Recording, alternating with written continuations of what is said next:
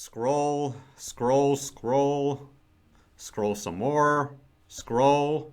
Goodness, how long is this? Scroll. Finally, there we go. I hereby consent to the terms and conditions contained herein. Now, we're all familiar with that process, right? When we're downloading an app, whether it's an online casino, a music app, games for the kids, and we have to scroll through that massive terms and conditions section.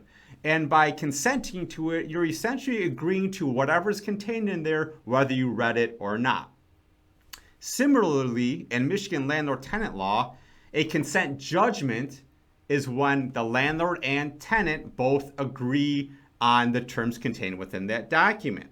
And it's one of the three types of judgments in Michigan law, the other being a default judgment, which we talked about in a prior video, and the third being a judgment by hearing, which is essentially when the judge makes the decision.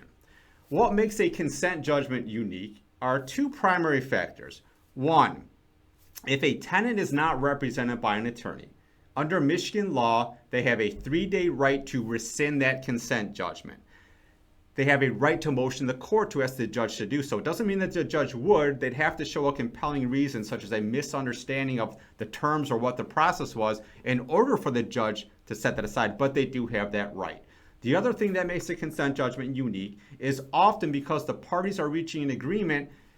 If it's a non-payment case, the landlord may give the tenant some additional time or different conditions if they're agreeing to make that payment.